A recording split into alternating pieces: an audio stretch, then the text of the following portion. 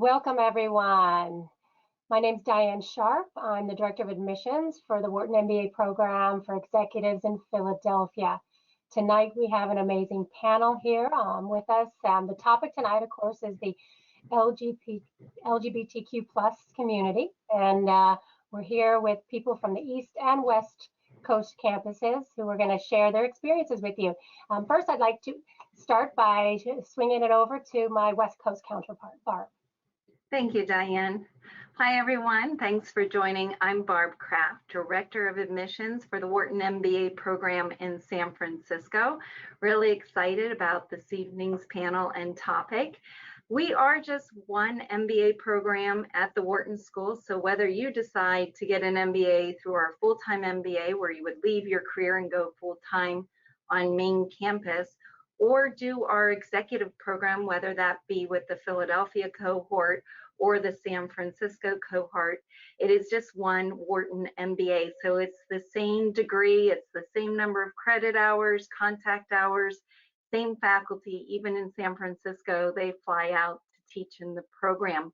You're really just deciding on a coast for first year, and that is because in year 2, you can take courses on the opposite coast. And these folks here will testify is no way MBA light. Our next application deadline is February the 10th. We admit just one class per year, and they do start together at the end of May. We actually typically will all start together in Philadelphia with a 1-week orientation, and then everybody will go back to their separate coasts and attend classes every other weekend for the 2-year period. We get people from all different industries, all different areas of the country, and sometimes even people who come beyond and a little bit further, in all different backgrounds. So with that, I'm going to turn it back to Diane to hear from our panel. Thank you. Thanks, Barb. Yeah, so let's kick it off so you guys can get to know our panelists tonight. If you would, the 4 of you each just share a bit about your career, what you were doing in the program, and if that's changed since then, and basically where you attended, when you graduated, and so forth. All right, so let's kick it off with Christina. Okay, so hi everybody, my name is Christina Ho. I'm the Vice President of STEAM Operations at Con Edison in New York City. So I'm about 19 years into my career, and I became an executive, I think in 2017 for my company. And as part of my executive development program, I definitely needed a stronger foundation in financial areas of focus. I had an opportunity to look at a number of different programs. Wharton really stuck out to me as an excellent opportunity for me to both gain the financial aspect, some really great quantitative, which the program is really well known for. But I was also really interested in the network, and that has really shown through for me in a number of different ways, not just in the broader professional network, but also from the LGBTQ plus community as well. And Pete and I will probably talk about that a little bit more as we get into it. Diane, what else am I supposed to talk about? Is that enough? I think you nailed it. Yeah. All right, that's all for now. So I'll pass it on to Brian. Right. Or Pete. Or Rob. I'll go ahead. Hi, everyone. My name is Rel Lavizo-Mori, and I was in the San Francisco cohort of the Wharton MBA program, the WEMBA program, and I graduated in 2015. Right now, I am an entrepreneur. I have a business called Traveler Surf Club, and it's something that I actually operate with my wife. And we have a network of different surf clubs, surf shops, retail outlets along the West Coast. And I went into the program kind of focused on entrepreneurship. I actually started a company that was fashion industry just coming out of the program, and still continue to operate that on a side basis. But what I got out of Wharton, and the reason why I wanted to go there, was really to kind of help write my business plan. And that was my objective going into it, was that I had this idea and I wanted to kind of figure out how to get it off the ground. And I kind of used the program as a way to, test out ideas and fast track that, and build a network, and ultimately help get financed and funded coming out of it. So I felt like it was a really successful opportunity and platform. And subsequently, as I've kind of gone on and done other things, and I'm now onto like a different entrepreneurial focus, venture focus, I think that it's increasingly valuable, whether it's through the actual network or just the skill set of learning how to fundraise, being comfortable in that space, and just kind of feeling comfortable navigating the waters of an entrepreneur, which frankly are different for everybody, and something that I think is a slightly different type of career path coming out of the program. But it's something that I think is very valuable, and a tool that you can really develop when you're there, if you focus on that specifically, if you're interested. Thank you. Brian? Sure. Hello, it's a pleasure to be chatting with you all. My name is Brian Davis. I am currently the Senior Vice President and Chief Marketing Officer for Sun Country Airlines. We're a small airline that operates out of Minneapolis, Minnesota. Prior to this role, I was 12 years at another startup airline out of Las Vegas called Collegiate Travel Company, and I joined when it was still a startup, went through the IPO process and was there for a 12-year run. When I left in 2017, we were actually the most profitable airline in the world. And in the middle of that is when I participated in the Wharton EMBA program in San Francisco as well, and finished in 2013. As I think about kind of like professionally what that has done for me, the airline I'm with now, when I joined 3 years ago, we're just bought out by a private equity firm. So we're owned by Apollo Global Management. I was part of the new management team that they brought together to try and turn the air company around and kind of chart a new path forward. And, being in the room with partners from Apollo are a lot of, the reputation precedes them as quantitatively rigorous and a serious group of folks. And while like I am confident in my quantitative skills, it certainly quickly earns their confidence and trust, and kind of gives me like a solid introduction at the table for whatever topic we're talking about. And I think has given me both the competence and confidence to engage in a lot of those conversations, whether, not just those pertaining in my marketing area, but whether we're talking about finance transactions and fleet deals and kind of things across the whole company. On the personal side, the program was really important for me in a lot of ways. My undergraduate degree came from a super conservative college where I was not welcome as an out gay man, and was closeted at that time in my life. And I really struggled in my career to have that institution on my resume and if you were to Google their name, you would see a lot of policies and things that don't align with my life today. And I kind of struggled with carrying that around with me with my career. And so it was important to me to, replace that with a new institution and a graduate degree that I thought better defined who I was and better reflected who I was. And so that was part of the journey too, to pursue, kind of mid-career, to go out looking for a new degree.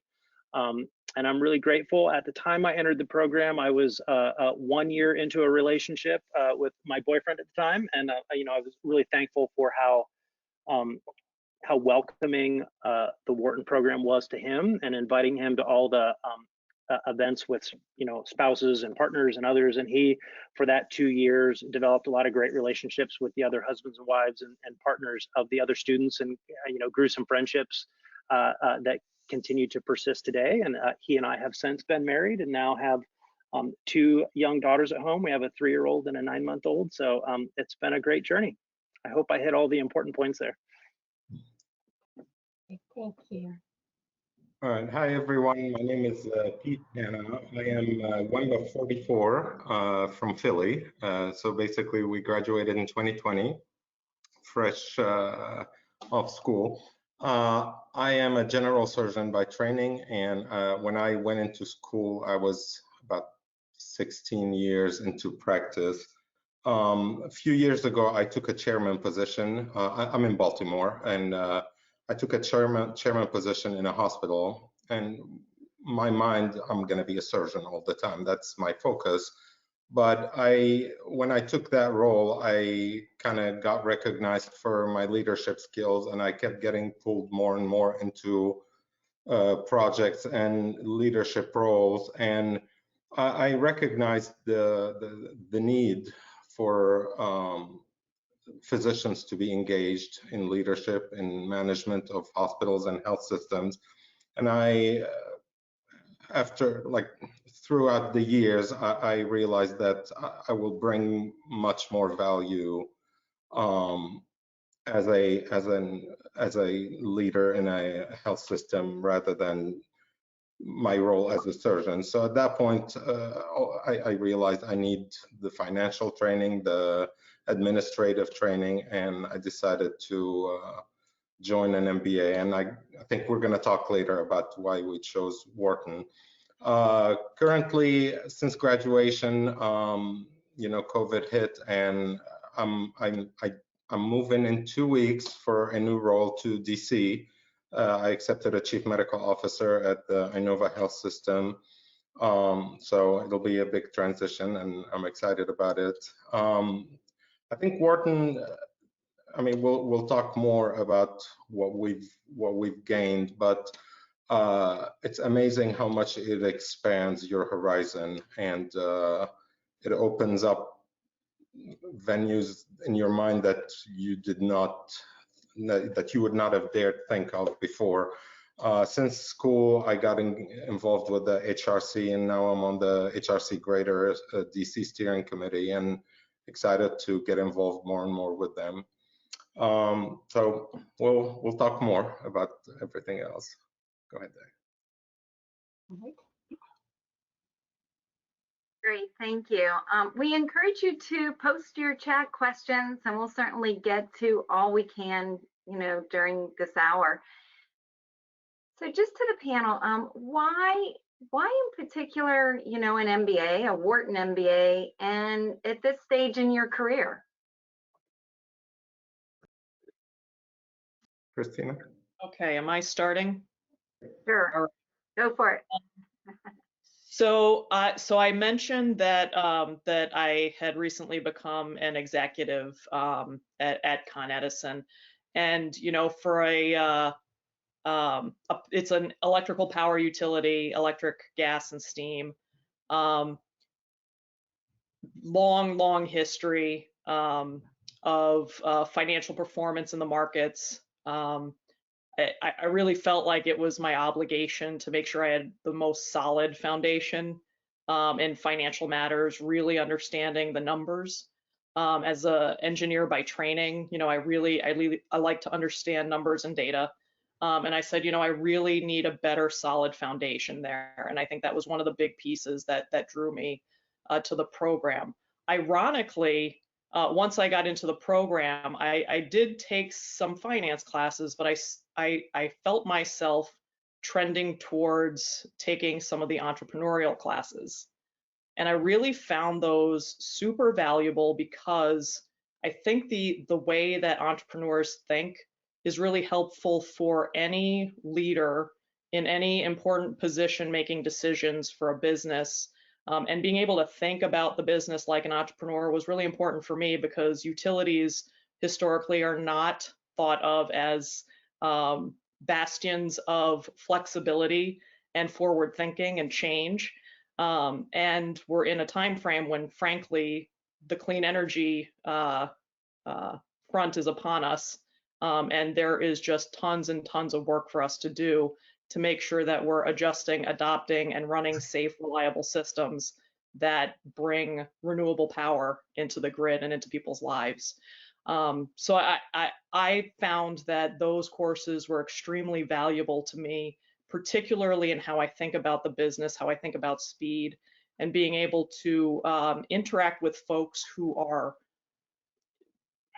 being part of a startup, having been in a startup or smaller companies, and how they think about businesses. When you get down to it, there's some real critical ratios and numbers that you're looking at when you're looking at financial performance of a business. And to me, that really kind of helped distill, the essence of what I need to be thinking about, especially from investor perspective. So I think that was really formative and helpful for me. And a really big reason that I joined up. I also mentioned the aspect of networking, which is I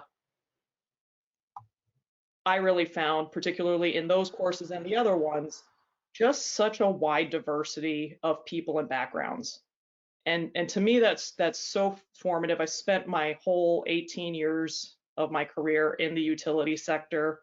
All of my external experience is with industry groups, right? So I'm networking with other utility professionals.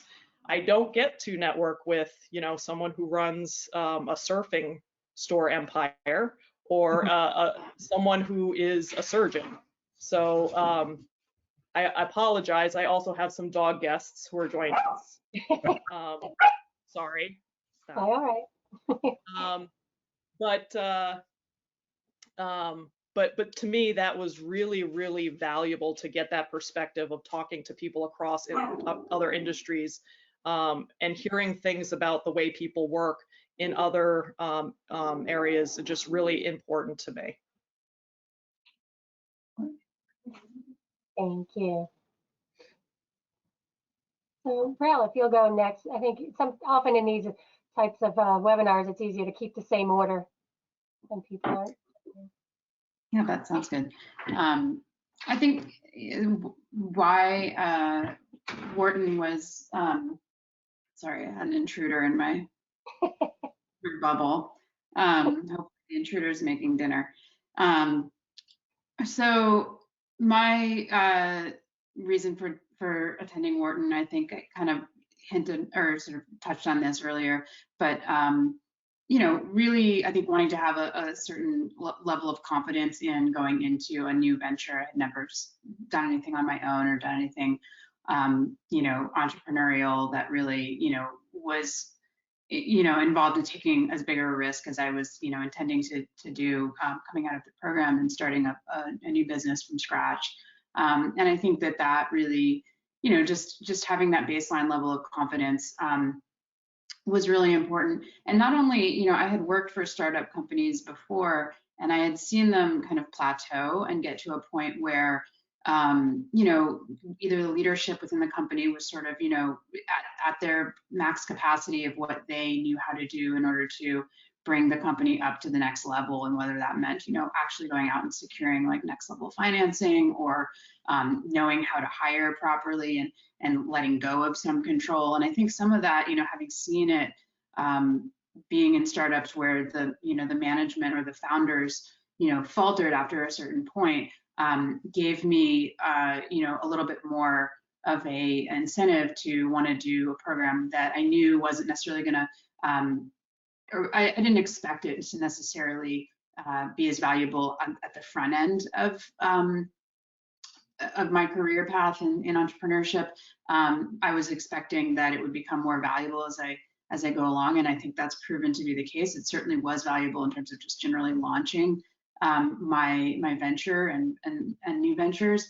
But I think, as you kind of get further along and you start to understand some of the challenges that it takes to not only start a business, but grow a business and continue a business and pivot when you have challenges coming your way. This year was incredibly challenging as a small business owner, as an entrepreneur with COVID, and, especially in retail, in recreational retail and fashion retail. Like, there's a lot of, things coming our way this year that we did not expect.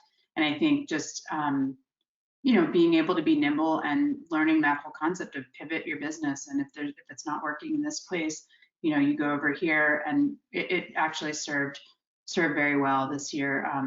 Kind of an interesting anecdote. We started making cloth face masks because I had relationships with LA garment industry back in March and April, kind of at the beginning of when all of the shortages for PPE were happening. I have a lot of friends and colleagues that were in the medical profession and were, experiencing these shortages. And so our business was closed down. We were totally shut. We could not, open the doors to our retail locations, and that was really stressful. And then out of this, learning about the shortages very early on, and kind of literally going down to the factories and banging on the doors and asking them to, figure out how to make a cloth mask before it became something that everyone, can do in their sleep.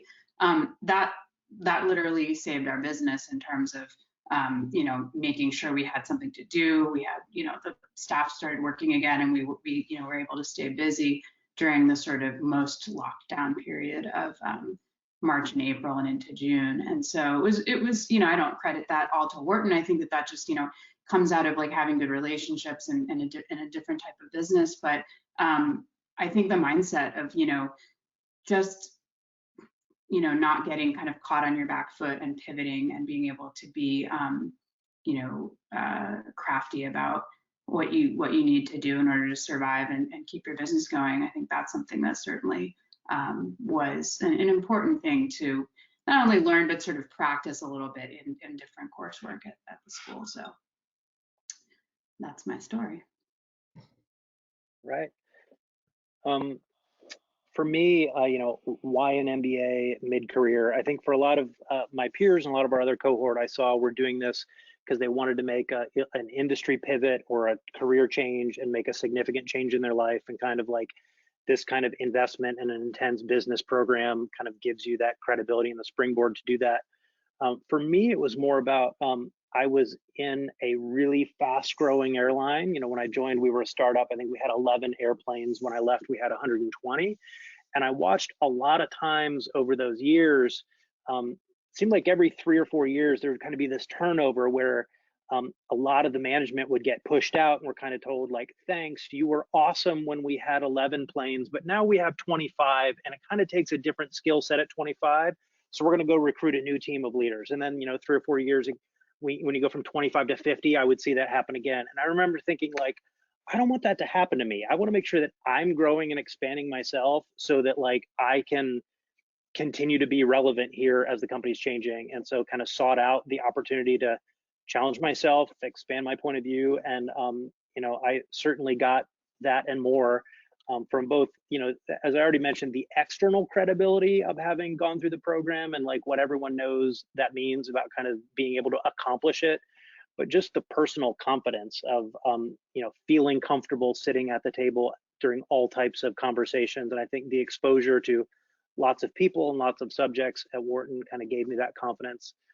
The other thing is kind of why Wharton is, I would say, any MBA program, people talk about networking a lot, but really part of, what you're participating in is the chance to kind of become a part of this club and meet the other people that have gone through the program. And because Wharton has such a reputation and a history of being a really challenging program, it attracts people who are drawn to tough things and like smart people who are drawn to challenges. And so some of the friendships and peers that I met, the 100 other people in the cohort really are some of the most incredible people I've met in my life, and are some of the people in my phone as my, I'm 8 years out of the program, and there's still some of the people that I am in most frequent contact with on a day-to-day basis, and folks that are, nowhere anywhere near the airline industry, but who I just grew to respect as friends and human beings, and super smart people that I can call to ask all kinds of different questions of and learn things from. And so, really grateful for the group of people that I met and, now call my network. Great. So for me, first of all, why an MBA? For physicians, I say if you finish medical school and you want to get out of clinical practice and you want to go into pharma or med device or any finance part of business, yeah, get your MBA early on. If you finish med school and you want to be a physician and you want to practice, and then you develop, you see the value in administration and leadership. I found that doing it after having gained experience for 10, 15 years in clinical practice and in, being in the hospital, whether if you're an executive or not, then if you either want to progress in management or if you want to do a pivot, it's I found the timing of it absolutely perfect, because I would not have come out of it the same way if I did it 15 years ago when I finished residency. So you come in with the knowledge and the experience, and then you get hit with the Wharton education, and it's absolutely phenomenal. So for me, it wasn't something that was on my mind probably 5, 6 years ago. It was something that, as I progressed and I realized that this is where I see my future, and how can I make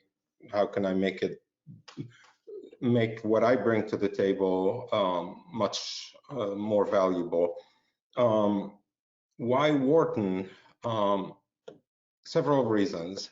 I mean, I live literally across the street from Johns Hopkins Business School. It's what I'm looking at right now at my window. So a lot of people ask me, you could cross the street, why would you go somewhere else? First, the level of education that you get at Wharton is unparalleled. I mean, I had a lot of my colleagues who did MBAs and who are physicians who did MBAs in different reputable programs, and I could tell you what we had was much more hardcore. It's an executive MBA, but it's not an abbreviated MBA. It's a full MBA curriculum, which is something you will get to appreciate once you finish through the program. And the network, and I know everybody mentioned the network, but I've seen it. I mean, I've been looking to make the transition for the last few months, and doing that in COVID is not a good time to make a transition. But you see, not just the network, the people that you know. Anybody who has graduated 20 years ago, you connect with them, you send them an email, they'll get out of their way to help you. I mean, that is so precious, and it's worth I would say half of the journey. And it's a work hard, play hard, fun environment that I cannot describe how doing it in person. Hopefully COVID will be over and people can get back, but the opportunity to spend those weekends with your classmates, my goodness. I mean, we became family from the first week, and unfortunately for Christina, she had to deal with me every other weekend for 2 years. But it's for me, I mean, choosing Wharton was the best decision that I've made, for sure. Thanks, guys. I think you guys have done great about sharing why you went to Wharton and how it's impacted your journey, your career journey. If you would, please share what might have surprised you most about the program. You were not expecting it going in, and something you discovered or learned or experienced that you look back on fondly, or maybe not. Christina. Christina, was that your surprise? Yeah, other than meeting Pete. Really a surprise and a delight. Honestly, so when I applied to the program, so I knew that there was that the network was going to be great, right? So when I got to the program, even though I knew that a network was part of what I was trying to build out there, I was pleasantly surprised by the diversity of backgrounds and the diversity of thought of the people that were in the program. to see, I think we had something, Pete, tell me if this is wrong, like 7 or 8 people in the medical profession in our class. Yeah, we had several people in nonprofits, just really wide diversity across. And I think, you know, there's kind of like a reputation that's a little bit a myth. I want to call it a myth, right, Diane? That that you're going to see a lot of finance bros in a program like this. And there were a couple, but I got to tell you, some of those finance bros are also some of the coolest people that I met in the program, in addition to the wide diversity of smart, thoughtful people from totally different backgrounds. And for me, I thought that was incredible. And I think that just means, you know, really kudos to the folks who are curating these groups, because, you know, you're looking for really highly qualified folks. There's big, you know, portfolios of applicants to look through, and you were really able to select a diverse group that really helped us complement what we were looking for. And I was pleasantly surprised to see how diverse it really was.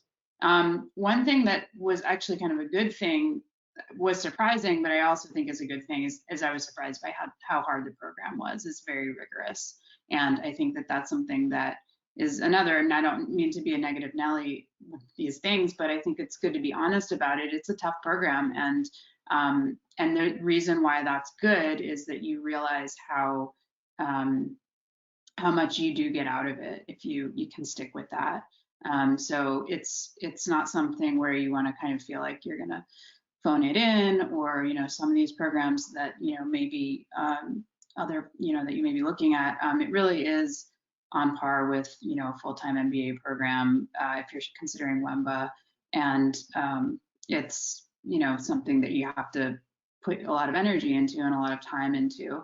And then it's sort of, you know, you kind of hit your stride. I think the first year or the first semester was the most challenging for me. And, you know, I think just, you know, as you're older, you come into a program, you don't really expect it to be as, you're just out of like, you know, shape with your, you know, doing homework and problem sets and things like that. You know, you get a little, like, you know, for someone who is not super quantitative, I was certainly, you know, kind of put through the ringer on it. But I do feel like it was good, because if you can get through that and you build your confidence going through it, and you kind of get through that first semester, and then you can have a little bit more choice around the courses that you're able to take, you really do feel a strong sense of accomplishment, and you do feel like, you know, when put next to different programs, this is definitely something that is going to deliver a great deal of value. And I think that part of that also encouraged, you know, working with peers and learning from not just the professors or the TAs, but also from classmates who were engineers or who, you know, had other skill sets. And I think that, you know, really helps when you're in a small learning group. The way that those things are designed, it really helps you sort of, you know, learn a little bit more collaboratively. And I think that was something that I also didn't necessarily expect to really be thinking about going into the program. That was a good thing.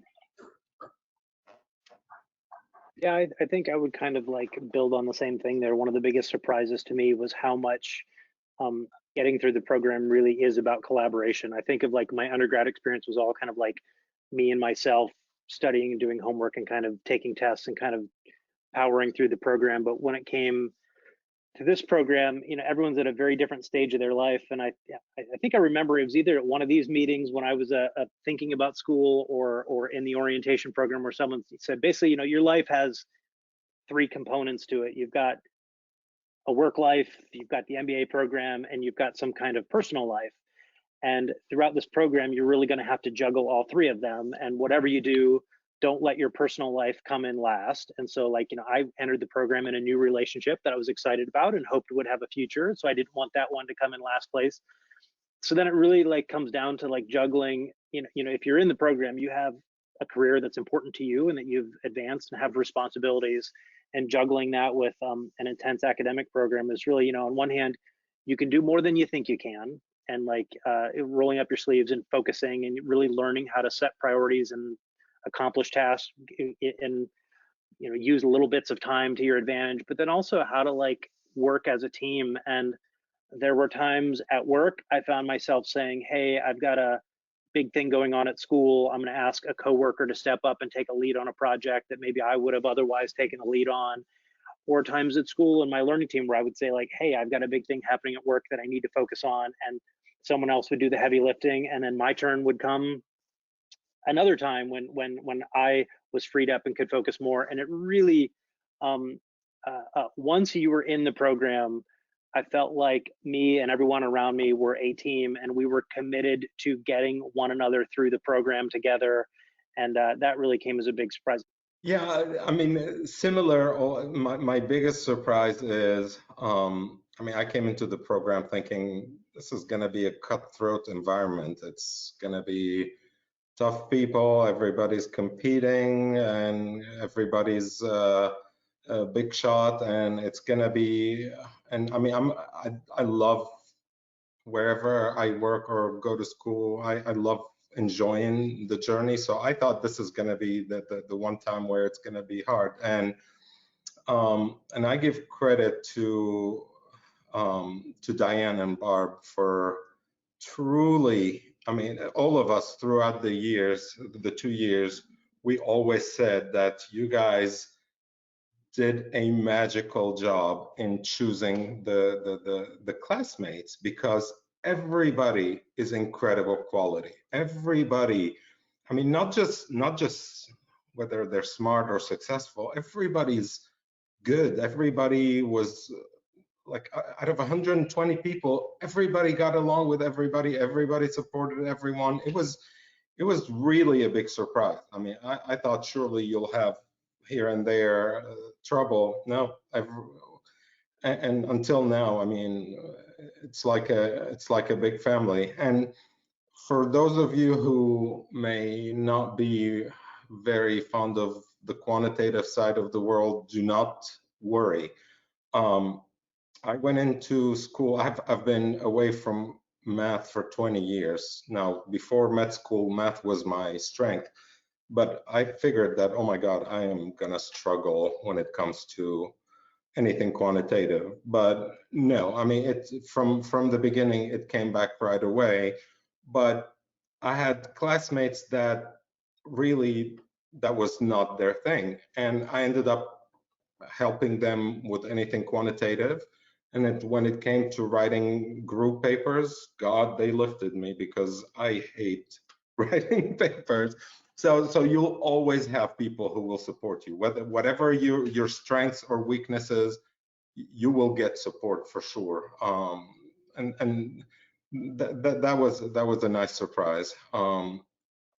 Also, I was definitely pleasantly surprised as a member of the LGBT community to find out about the LGBT. We have that in Philly, and I want to reach out to our San Francisco classmates, friends, to combine both sides. But we have an WEMBA LGBT alumni group, and it is people from every year. We have a group meet chat, and this is a one chat group that never dies. It's wonderful. We have people from every year. You get so much support. Just have fun, just vent, just talk about whatever you want. And every once in a while, before COVID, we would get together, and Christina will I'm not gonna say. No. It's censored. I have pictures. Anybody send me email, I'll send you. That was really nice. And until now, every time we have new prospects, anybody who's looking into the program, we talk to them and we help them out. Once they get admitted, they get on the group. So that was, to me, that was very nice, because I was really wondering how that experience is going to be. I can ask everyone on here, starting with Christina. How, as a member of the LGBT community, how has your experience been at WEMBA? Did you face any challenges other than me? And do you have any special memories or experiences that you would like to share with everyone? So Pete, my only challenge was getting out of your fabulously glittery shadow in the program. Pete is a big ray of sunshine for our class, and he doesn't always give himself complete credit for the really high quality stuff that he does. He's definitely a bringer together of folks, and my experience in the program was made 100% better. Pete, by Pete really kind of bringing me into that alumni group, because it was a little bit informal, the whole aspect of being brought into it. And so that group was really fantastically supportive for me. I work in the power utility again, but we have a really strong employee resource group in our company. And so I've always found that whether it's at Wharton, at work, just incredibly supportive people, like just so much more supportive than you'd think as allies. I was a little surprised at the fact that it was just Pete and I in our class of 120, and we said, you know, that what can we do to kind of help encourage there to be more? So this is part of our mission and journey, is to participate in things like that, to bring more light to the fact that that would be really great to see more LGBTQ plus out people in the program,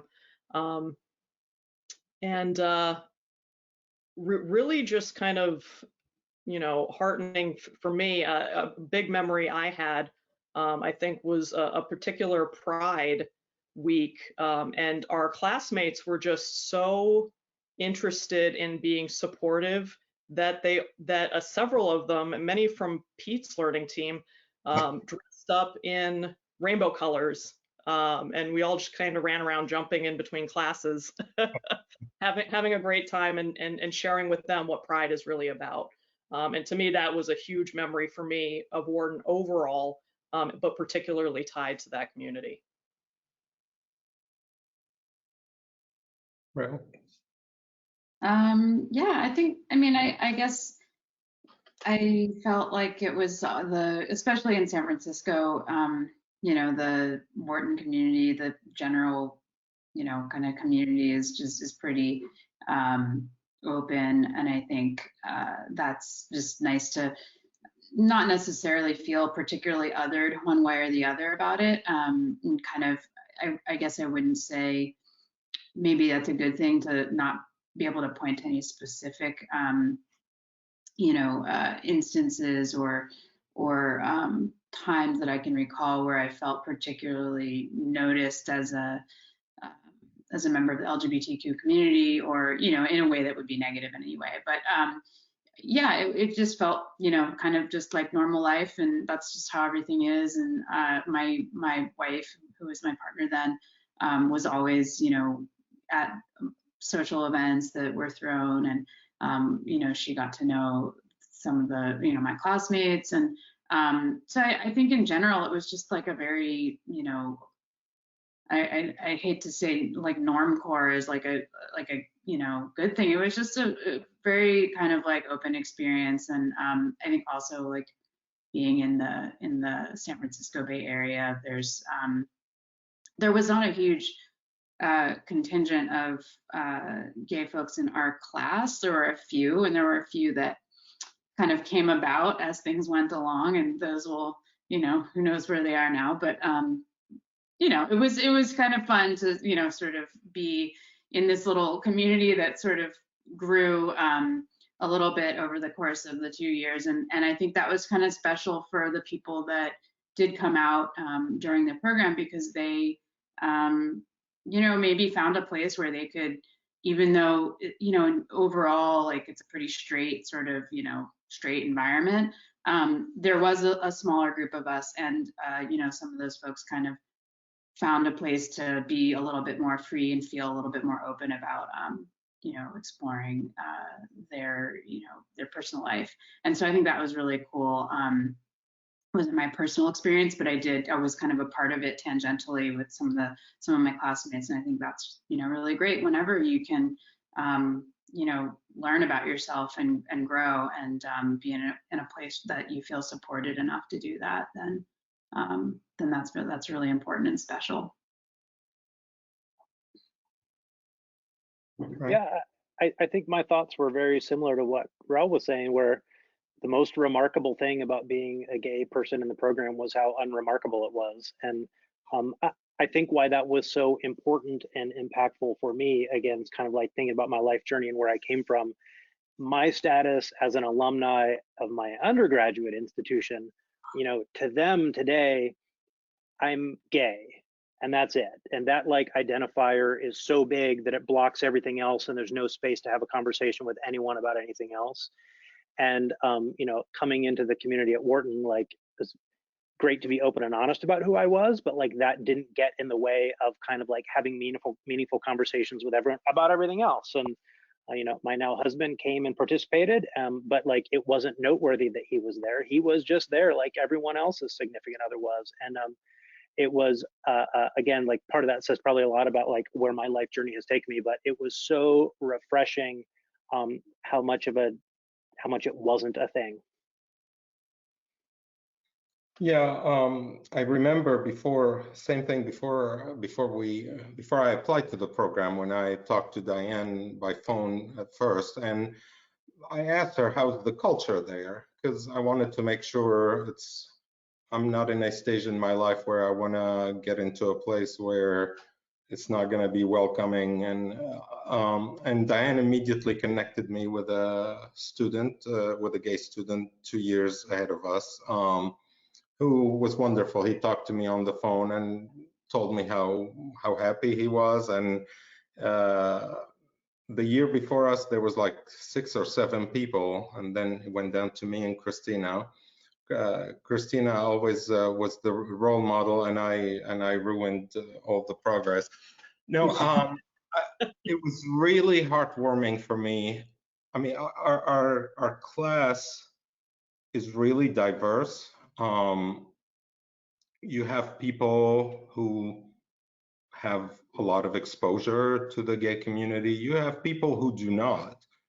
But what I've seen is all of them were not just welcoming, they had curiosity, and like, and I'm always open to kind of I mean, on our chat, I always would throw jokes, and everybody will jump in. People that I thought maybe would not want to engage in a conversation, everybody was really curious and just genuinely.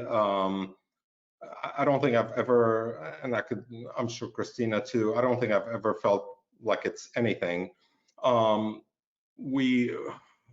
It was nice to see, for me, when on Pride, or it was on my birthday, and my teammates, they took me out to dinner, and then they took me out to one of the gay clubs. And to my surprise, I found like 40 of our classmates dancing their asses off in the gay club, and it turned out to be that this is the venue for WEMBA for our class. I mean, they literally introduced my straight classmates, introduced me to the gay club, and they went to it 10 times, 100 times more than I did. It was so nice. It was, and I mean, a lot of the friendships that developed, and I remember, like, every once in a while on our group chat, I remember when in Boston they wanted to do the straight pride, and I threw this like to open that debate, and I was really impressed with the level of support, and from people that I would not have expected originally. So it was great. I think we're running out of time, but what advice would you guys give to anyone who's applying to the program from our If you get in, go here. It's the best. What else can we say? That's a good advice. Just, applying is stressful. Doing the, all the work that it takes to apply, it's a great deal of work. And it's good that you do it, because you'll sort of set that, start exercising those, muscles that you're going to need when you're in the program. And I think don't be afraid, because the program is very supportive once you get into it. If you are, I personally am not a big quant person. It was a huge area of weakness for me. But I did get through it, and I got through it in a supported way. And I think you have to just, not be afraid to ask for help, or, the reason why you're trying to challenge yourself and grow and get an MBA is because you want to acquire a new skill set. And you won't get that skill set unless you, fight for yourself to get it, and work hard. And I think that you should be afraid. If you feel like, it might be challenging for you, you'll get there. I can say that if I can get through the quant part of the program, anybody can, because it's just not my thing. Yeah, obviously anybody who's thinking about it, I would encourage you to apply, go for it. It's incredible. You'll learn a ton. You'll meet a lot of people. But for someone who does make it in, kind of my two pieces of advice would be, number one is when you're there for class weekends, be fully present. You don't appreciate till it's over how few days there are together and how limited time there is. Don't be focused on things outside of it. Be mentally present and be connecting with the people that are around you. And even if you're local or close by, stay at the hotel and be with everybody else, because the relationships that you build by being there together are really powerful. And then once that time is over, it's gone and you can't go back and do it. And the other thing, and this is a regret of mine, as Barbara mentioned, the opportunity in your second year to take classes at the opposite coast than the one where you're mainly enrolled. I did not do that, and I wish I had. I made incredible friendships with my cohort, and to think that I could have had the opportunity to go to the other campus and have a similar connection to another group of people is an opportunity that I passed up. And at the time, it felt like, oh, that would be such a pain. But now looking back, the pain would have been minimal and temporary in exchange for kind of long-term relationships. So if you get in, have the opportunity, take advantage of both coasts. Diane, are there questions before I answer, or? No, you've actually been able to answer the questions we've been getting. It's been amazing. Yeah. I thought you must be reading the panel. No, I mean, for me, the advice I would say, if anybody on this webinar, if you have any questions, all of us, we're more than happy to, Diane and Barb can connect you with us, and we're happy to talk to you and give you advice. Just be yourself and enjoy it's a phenomenal journey. Enjoy it. It's hard work. I mean, I'm making it sound so rosy, but it is hard work, but it's a whole lot of fun.